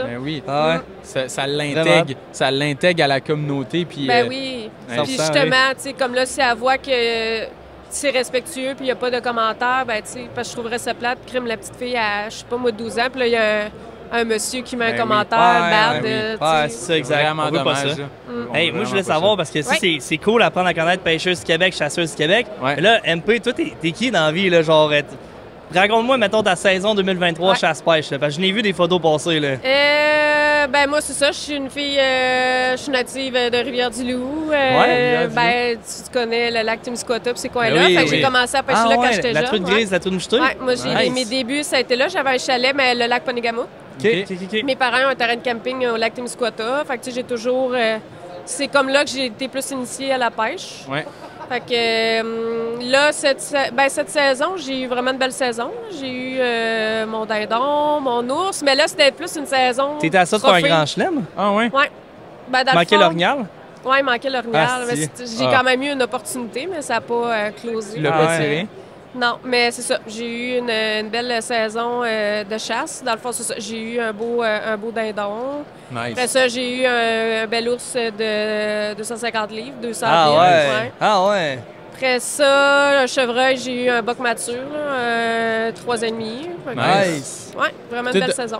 Tout dans le même coin ou c'est des pourvoiries ben moi, dans le fond, j'ai la chance en Gaspésie, on a un camp de chasse là, avec mon père. Nice. Sinon, ben, mon conjoint, c'est ça, lui, il est en Estrie, fait qu'il y a beaucoup... dindon chevreuil? Fait que j'ai la chance là, quand même de chasser avec lui parce que lui, c'est ça, ça fait des années qu'il chasse puis il a des bons territoires, fait que on fait beaucoup ça ensemble, mais c'est ça. Fait que le chevreuil, dindon, c'est vraiment en Estrie. Nice. C'est vraiment ton père qui t'a transmis ça, cette passion-là? Oui. Dans le fond, quand j'étais jeune, mon père, il m'amenait à la pêche. Lui, il était propriétaire d'un magasin de chasse et pêche dans le coin de Rivière-du-Loup. OK. Ah ouais. Quand j'étais très, très, très, très jeune. J'étais là-dedans. Fait que lui, il a toujours aimé ça, la chasse. Mais là, il dit que l'élève a dépassé la maître. Je pense que au niveau pêche, je chasse peut-être pas, là, mais au niveau de la pêche, je dirais que... Ouais, tu te débrouilles bien. Là. Tu prends une coupe de trophée. Là. Ouais. Puis genre, de toutes les espèces de poissons qui existent, mettons, si t'en avais une pour le restant de tes jours, ça serait laquelle? Le brochet. Ah ouais, le brochet, c'est comme le mal-aimé, là. Genre, moi, j'adore le brochet. Il y a des places. Non, moi, je trippe l'hiver, je vais que le brochet. C'est des trophées, ça devient gros. Puis... Moi, j'aime ça, c'est combatif. Après ça, tu sais... C'est pas si facile que ça à prendre non plus, là, si tu commences à viser des gros pikes. Là, mais non, moi, je pense que ce serait le brochet de plus en plus. Nice. Plus l'hiver ou plus l'été? Plus l'hiver. Ouais, c'est fun l'hiver. Cet été, j'aimerais ça me faire un vrai trip, d'aller dans une place dans le nord puis vraiment juste viser le pike, pas le pogner en gigant d'or. Genre limite en hydravion, là, mettons. Là. Ouais, c'est vraiment une place que tu peux pogner à 50 pouces. Là, vraiment. Oui. Moi, j'adore les moments où tu es sur la glace puis que tu vois un drapeau levé, tu vois la bobine partir, la roulette, là, la patate, elle commence à pomper puis tu pognes l'adrénaline puis tu le pognes avec tes mains, là. Tu sais, t'as pas de drague, ne veux pas, là. Tu sais, des fois, t'as des, mettons, avec les jawjackers, je sais pas comment toi, tu pêches plus, là. Ben, je pêche moitié jawjacker, moitié pipa. OK. Mais jawjacker, j'aime ça quand j'en pogne un, mais je trouve que la probabilité des pertes est grande parce que, tu sais, le brochet, tu sais, il va le pogner puis il va aller le bouffer plus loin. Ben oui. Fait que là, tu sais, des fois, il veut partir avec, puis là, il le fait tout de suite. Ben oui. Lui, il se décroche, puis lui, dès qu'il sent une résistance, c'est comme l'esturgeon un peu, il va le lâcher parce que c'est comme pas normal. Puis avec des tip-up qu'on appelle les drapeaux, là, c'est le moment idéal pour l'attraper parce que lui, il va juste partir avec le bait, puis il va aller le grignoter plus loin. Tu sais qu'il l'a dans la bouche. Là, exact. Mais puis, tu sais, c'est super intelligent. Mettons, si tu arrives trop vite à la course, là, mettons, là, tu cours, puis là, tu arrives proche de ton tip-up, là, il faut que tu y ailles tranquillement. Ça peut être assez pour qu'il décroche. C'est quoi? Je suis un peu... peut-être c'est une question conne, mais c'est quoi un tip-up? C'est une vraie balle submergée, là, dans le fond. La bobine est submergée de fil, puis dans le fond, est connectée à un drapeau, puis quand que le fil il commence à dérouler, ça lève le drapeau sans résistance. Fait que là, Fait qu'il n'est pas encore ferré, rien. Là. Non, exact. Non. Fait que lui, là, souvent, on va mettre des trépieds attachés à un mini-mort. Fait que, tu sais, des fois, 3, 4 pouces, 7 pouces, des fois. Pour des gros pikes, là, on va des grosses 8 touches, là, on va mettre 2 trépieds sur le nez puis sur la queue. Puis dans le fond, lui, là, il va juste partir avec le méné. comme un chien. Exact. Comme un chien. Avec son onos, puis ça va plus loin, son petit Ben, il est bon là-dedans, lui, partir avec son onos. Fait que là, lui, il va aller le manger plus loin, mais toi, tu le sais parce que la bobine, elle déroule, là, puis le drapeau, il est levé. Fait qu'il faut que tu cours, là. Ben oui. Mais faut que tu cours. Parce que tout, Mané, ta bobine, je sais pas comment de long de fil, mais ça dépend. Ça dépend, là. Ça dépend de la brimballe, puis le livre test que tu utilises. Tes affaires, dans le fond, tout le temps que tu regardes tes brimbales, puis tout. Tes petits pops, là, dans le fond. Ben oui, exact. Fait que moi, honnêtement, là, c'est un thrill que j'adore, puis que je veux vous faire vivre ça parce que on est en fin de semaine, il fait tellement frais en plus. Oui, c'est sûr. La glace. Il y a ça de glace en ce moment. Moi, ma saison est finie. Là, c'est sûr. Ça pêche en eau libre, honnêtement, là, jusqu'au 31 mars. Là. On jase avec des gens, il y en a qui nous disent qu'ils partent en bateau en fin de semaine pour aller pêcher. Oui. Ben, le fleuve, tout ça, tout est dégelé. Et autrement dit, un tip-up, l'avantage d'une brimballe, c'est qu'une brimballe, c'est comme dès qu'il y a un poisson, ben là, la brimballe va descendre, mais le fil, il se déroule pas. Il se déroule pas, c'est ça. Fait que c'est ça, tu se décroches. Là. À moins d'être bien chanceux. Mais tu sais, si tu pognes ça sur une petite brimballe à truite en bois, là, t'es chanceux. Ouais. Ah ouais, OK. Faut que tu sois bien piqué puis que tu sois proche pour avoir le temps de le prendre. Ferrer, ouais. Ah ouais, ça n'a pas de bon sens. Même les jaw-jackers aussi, c'est la même chose. Ça te laisse pas grand temps. Là, il va donner des coups de tête. Il faut que ton drag soit bien lousse pour qu'il puisse partir un peu. Parce que sinon, il va se décrocher tout de suite. Il doit y avoir des poissons que tu peux justement plus utiliser des brimbales parce que comme il va se ferrer tout seul, mettons la truite, I guess, des affaires de même, genre. Ouais. Brochet, je pense, va être plus prudent. Ouais. Ben, truite c'est bien avec les jaw-jackers. Il y a beaucoup de monde, au Berge de la Barrière, puis tout, ils pêchent beaucoup avec ça. Exact. C'est vraiment bon. Ils pêchent beaucoup avec les jaw-jackers parce que ça l'affaire tout de suite, comme en été. Là. Ça fait... Ça lève, là? Direct, quand il y a la résistance de ta canne, mais la force de ta canne, elle fait ferrer le poisson. Ouais, c'est comme une table à souris, genre, dès qu'il y a une petite tension. Là. On en avait un, j'aurais pu l'apporter. Parce qu'on en fait tirer durant le salon. Là. Okay. Mais ce qu'on va faire, on ira le prendre en vidéo, puis on va le mettre par-dessus nous qui parlent. J'ai failli amener le mien, parce que ça intrigue beaucoup le monde, parce que ça jig tout seul. Puis, ben oui. Le monde sont toujours intrigués. Fait que je m'étais dit, je pourrais en laisser un sur notre table de kiosque. Il va être affiché ici, là. Genre, c'est ça, on va le voir quelque part ici, là, en ce moment où on parle. Là, c'est hot, là, ça jig, puis il y a des roulettes différentes pour des actions de jig comme des roulettes comme en forme d'œuf, mettons, vu que la canne a fait ça de même. Ouais, t'as le slow, là, t'as agressif, exact. Pike, c'est genre des coups, là, fait que le leurre, il fait vraiment des mouvements saccadés pour vraiment... craquer le poisson. Là. Je pense que les gens, ils sont pas contents de l'hiver qu'on a eu, hein, parce qu'avec les redouts et tout, ça a pas été une belle saison de pêche blanche, là, tu sais. Ouais. C'est comme plus ou moins sécuritaire. Moi, on a beaucoup de spots de pêche qui n'ont même pas gelé cette année. Ouais. C'est triste, là. Ouais, ça a été spécial. Ça n'a pas été ma plus belle saison, pour être honnête. J'ai quand même réussi à bien finir ça, mettons. Mais sinon, pour le nombre de sorties de pêche qu'on a fait, ça n'a pas été dans mes tops, mettons. Tu pêchais dans quel coin, sa glace? Je pêche quand même pas mal partout. Je me promène quand même, mais là, cette année, j'étais plus dans l'Estrie. OK. Ouais, les lacs en Estrie. C'est des lacs qui ont beaucoup de brochets, là. Il y a des beaux lacs à brochets, Ouais, vraiment cool. Fleuve, ces coins-là. OK, nice. Si mettons, on tombe plus dans la parcelle chasse, mettons, parce que là, on sait que brochet, c'est ton espèce favorite. À la chasse, ça serait quoi, mettons? Chevreuil? Ça, c'est difficile à dire parce que je les aime toutes. Ils ont chaque leur chasse, comme, je sais pas, là, le dindon, c'est l'interaction le matin quand le soleil se lève, puis là, t'entends gober. C'est comme la c'est une belle ouverture à la chasse. Il y a toujours de l'interaction. Après ça, Orignal, moi, ça a été pas mal cette chasse-là que j'ai commencé à faire depuis que j'ai 16 ans, l'Orignal. Fait que c'est beaucoup une chasse qui est plus au niveau familial. J'ai vraiment des valeurs. Je fais ça avec mon père. C'est vraiment une chasse que j'aime parce que on va au camp. C'est vraiment plus au niveau de la relation avec mon père. Sinon, l'ours, c'est tout aussi... je sais pas, ils ont tout... Moi, j'aime ça, l'ours, là, c'est genre... Il fait chaud. Le soir, là, les genres de petits oiseaux, les criquets. Les mouches, puis... un bon thermacelle, un filet sur la tête, là. T'es là, parfait, là. Non, ils ont tous leur petit côté. J'aurais de la misère à... Chevreuil, c'est parce que c'est l'attente qui est longue, là. Ouais, vraiment. Mais on dirait que tu finis par apprécier cette attente-là, genre. Ça devient zen. On dirait que moi, c'est ma forme. Tu l'apprécies. C'est combattre.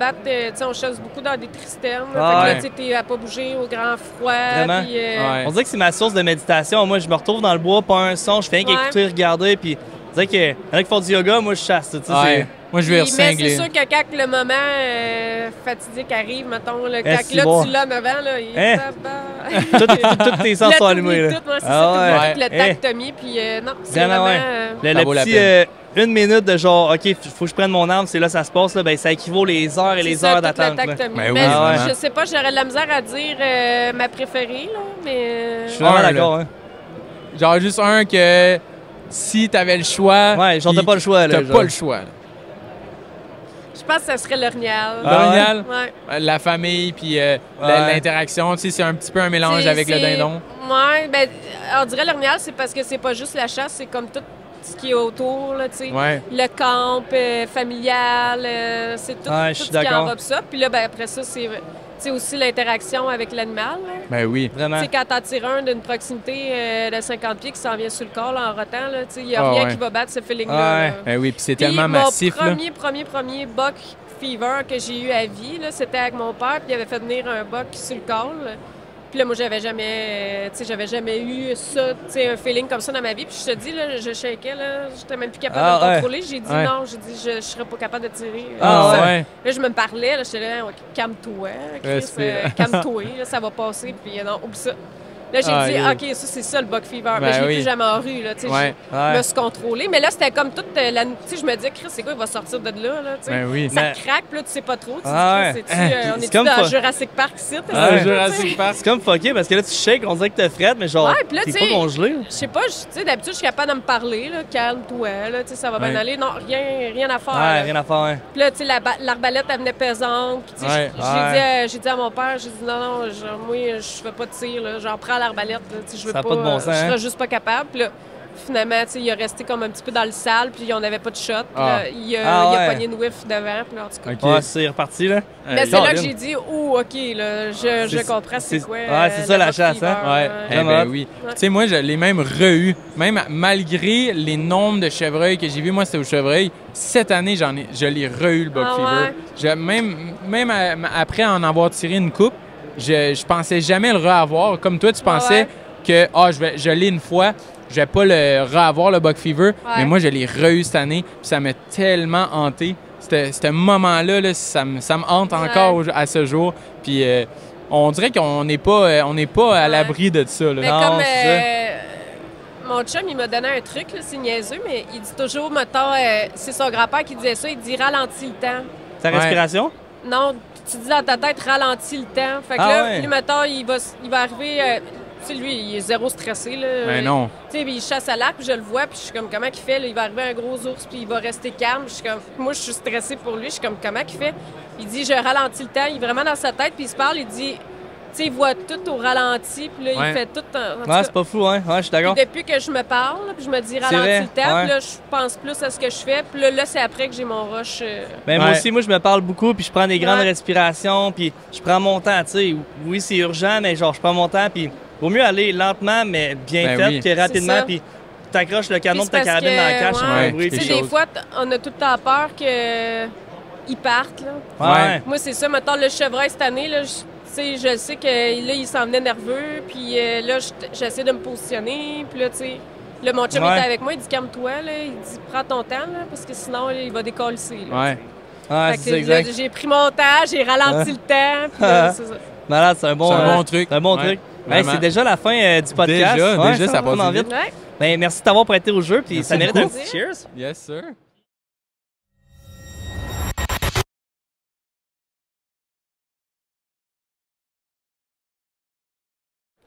Donc, c'est ce qui met fin déjà au podcast 1 de Saint-Hyacinthe. J'espère vraiment que vous avez apprécié cet épisode spécial-là. Puis là, je dis numéro 1 parce qu'il va y avoir un épisode numéro 2 la semaine prochaine. Restez à l'affût. On a reçu des invités en or. Ça a été ben trop le fun à faire. Puis, comme je vous dis à chaque podcast, allez magasiner sur laforcedelanature.ca. C'est la meilleure façon de nous encourager et de faire en sorte que Sixième Sens perdure. On se revoit la semaine prochaine. Spotify, Balados, YouTube, Facebook. On est sur Instagram, on est sur TikTok. Vous allez nous trouver partout. Un like, commentez, abonnez-vous. Ça nous fait toujours un immense plaisir. On lit tous vos messages puis on apprécie votre support énormément. Fait qu'on se dit à la semaine prochaine, tout le monde.